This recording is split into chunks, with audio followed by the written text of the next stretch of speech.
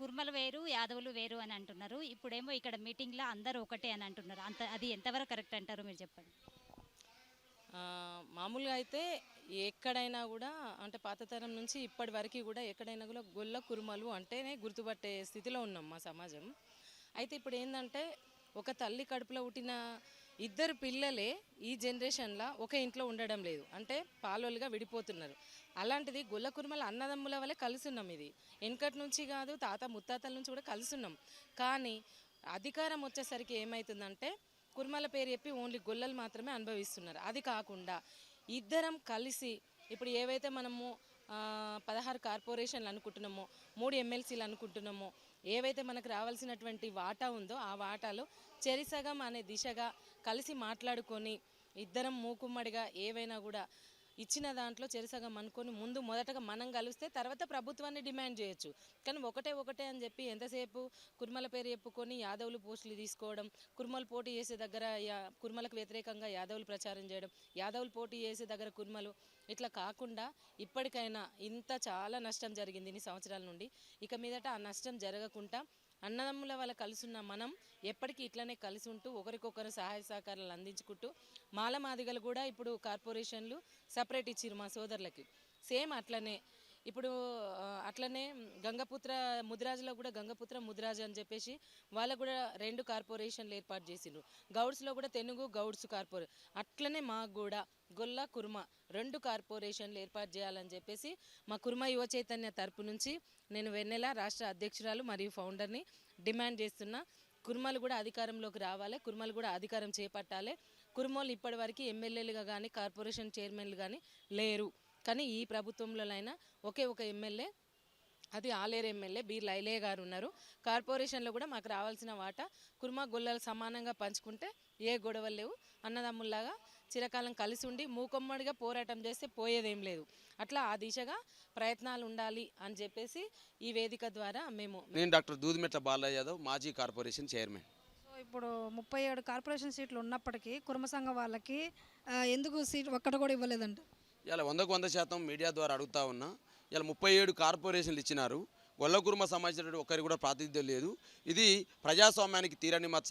రేవంత్ రెడ్డి సర్కారు గొల్ల కుర్మలపై ఉన్నటువంటి కుట్ర ఏందో కనపడతా ఉంది, స్పష్టంగా అర్థమైపోయింది. ఇలా కార్పొరేషన్లే కాదు, ప్రభుత్వ సలహాదారుల నియామకం జరిగింది, ఒక్క గొల్ల కుర్మకు అవకాశం లేదు.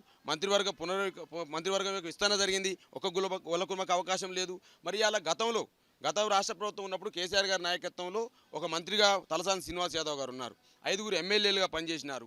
అదేవిధంగా ఒక రాజ్యసభ సభ్యుడు బడుగులింగ యాదవ్కి ఇచ్చినారు, ఒక యజ్ఞం మల్లేశం కుర్మకి మరి ఎమ్మెల్సీ ఇచ్చినారు, అదేవిధంగా 3 కార్పొరేషన్ చైర్మన్ ఇచ్చినారు. మరి ఈ విధంగా గత ప్రభుత్వము మంత్రివర్గంలో స్థానం ఇచ్చినారు, అదేవిధంగా అన్ని రకాల కార్పొరేషన్లు అవకాశాలు ఇచ్చినారు, ఎమ్మెల్యేలకు అవకాశం ఇచ్చినారు, రాజ్యసభ అవకాశం ఇచ్చినారు, శాసన మండలిలో అవకాశం ఇచ్చినారు. మరి నీ ప్రభుత్వం ఏం అవకాశం ఇచ్చిందని అడుగుతా ఉన్నా. 37 కార్పొరేషన్లు ఇస్తే ఒక గొల్ల కుర్మ దొరకలేడని నాయకుడు ఇలా నేను ప్రశ్నిస్తా ఉన్నా మీడియా ద్వారా. అదేవిధంగా ఇవాళ మంత్రివర్గంలో ఎందుకు స్థానం ఇవ్వట్లేదు? ఇవాళ మంత్రివర్గంలో స్థానం ఇవ్వాల్సిన అవసరం ఉంది కదా. ఇవాళ మంత్రివర్గంలో ఓన్లీ 12 మంది నియామకం చేసి ఇలా ముస్లింలకు స్థానం లేదు, మున్నూరు కాపులకు స్థానం లేదు, అదేవిధంగా గొల్ల కుర్మలకు స్థానం లేదు, లంబాడలకు స్థానం లేదు. ఎవరికి స్థానం ఇస్తామని చెప్పేసి ఇలా స్పష్టంగా రేవంత్ రెడ్డి సర్కార్ని ఇవాళ మీడియా పకంగా నిలదీస్తూ ఏదైతే తెలంగాణ యాదవ కుర్మ జర్నలిస్టుల ఆధ్వర్యంలో ఏదైతే సమావేశం జరిగిందో ఈ సమావేశం ఏకగ్రీవంగా తీర్మానం చేసింది. తెలంగాణ ఉద్యమాన్ని చూసుకుంటే ఉస్మాన్ షీట్లో అనేక మంది గొల్ల కుర్మ విద్యార్థి నాయకులు మరి ఇవాళ ఈ కాంగ్రెస్ పార్టీ కోసం పనిచేసిన వాళ్ళు ఉన్నారు. ఎందుకు వాళ్ళకి అవకాశం ఇవ్వట్లేదు ఇవాళ స్పష్టిస్తూ ఉన్నాం. ప్రభుత్వ సలహాదారులు అవకాశం ఇవ్వండి, అదే కార్పొరేషన్లో అవకాశం ఇవ్వండి, అదేవిధంగా రాష్ట్ర వ్యాప్తంగా అనేక మంది గొల్ల కుర్మలు నీ పార్టీ కోసం పనిచేసిన వాళ్ళు ఉన్నారు, ఎందుకు అవకాశం ఇవ్వట్లేరు? కాబట్టి ఇలా రేవంత్ రెడ్డి గారు 100% ఇలా బడుగు బలహీన వర్గాలకు వ్యతిరేకంగా పనిచేస్తూ ఉన్నాడు. వారి నియామకాలు చూస్తే అట్నే కనపడతా ఉంది, పరిపాలన చూస్తే గట్నే కనపడతా ఉంది, సీఎం టోటల్గా ఏదైతే లాబీ ఉందో దాంట్లో నియామకాలు అట్నే కనపడుతున్నాయి. కాబట్టి 100% రేవంత్ రెడ్డి సర్కారు కింది వర్గాలకు అణిచివేసే సర్కారుగా స్పష్టమవుతా ఉంది. పేరు మేక లలిత యాదవ్, నేను ఉద్యా ఫౌండర్ని, జవహర్ నగర్ కార్పొరేటర్. యాదవ కురుమల రాజ్యాధికార ఐక్య వేదిక రౌండ్ టేబుల్ సమావేశం అనేది మేమెంతో మాకింత అనే అంశంతో పెట్టడం జరిగింది. సో పెట్టడానికి ముఖ్య ఉద్దేశం ఏంటి? మా రాజకీయంగా మా వాటా మాకు కావాలి అనేసి మా జనాభా ప్రాతిపదికన మాకు ఎమ్మెల్యే సీట్లు కానీ, ఎంపీ సీట్లు కానీ, కార్పొరేషన్ చైర్మన్ టికెట్లు కానీ అన్ని రకాలుగా మా వాటా కావాలని దానికోసం ఈ మీటింగ్ ముఖ్య ఎజెండా. యాదవ కుర్మ వివిధ సంఘాల ఐక్య వేదిక. ప్రస్తుతం కాంగ్రెస్ ప్రభుత్వం ఉంది, 119 ఎమ్మెల్సీ సీట్లలో 17 రావాలన్నారు, 4 సీట్లు మాత్రమే ఇచ్చారు కుర్మ సంఘం వాళ్ళకి. అవి కేవలం అవమానించడానికి ఇచ్చారండి.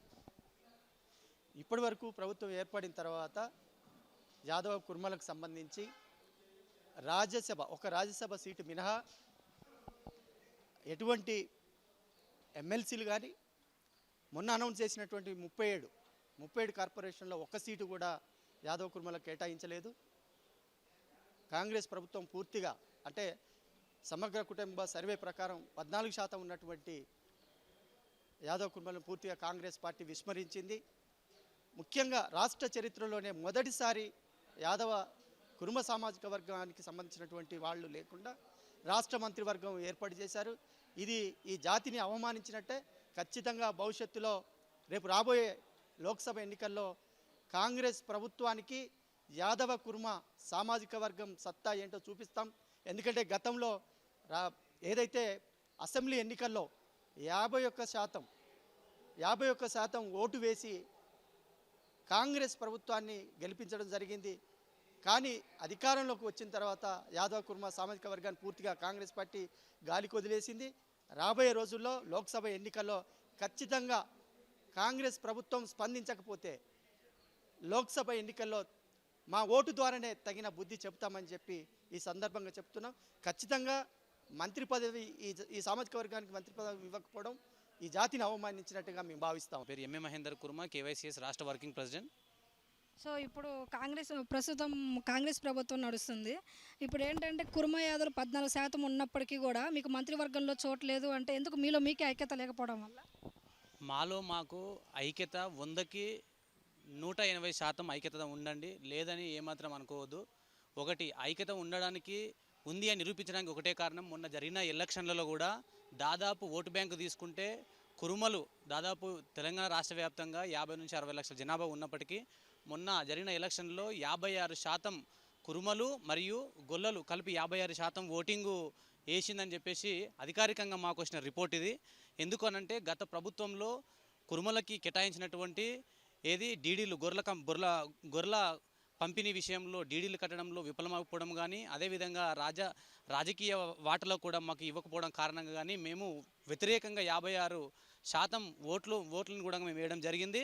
ఇప్పుడు మేము కాంగ్రెస్ ప్రభుత్వం ఒకటే డిమాండ్ చేస్తూ ఉన్నాం. మాకు గెలిచిన ఒకే ఒక ఎమ్మెల్యే బీర్లా గారు ఆలేరు నుంచి, ఆయన ఖచ్చితంగా మినిస్టర్ పదవి ఖచ్చితంగా ఇవ్వాలి. అదేవిధంగా కార్పొరేషన్ చైర్మన్లో కూడా మనమందరం గమనించినట్టయితే కార్పొరేషన్ చైర్మన్లు కురుమలు ఇంత అత్యధిక జనాభా ఉన్నప్పటికీ ఒక్క కార్పొరేషన్ కూడా కేటాయించకపోవడం అనేది బాధాకరం.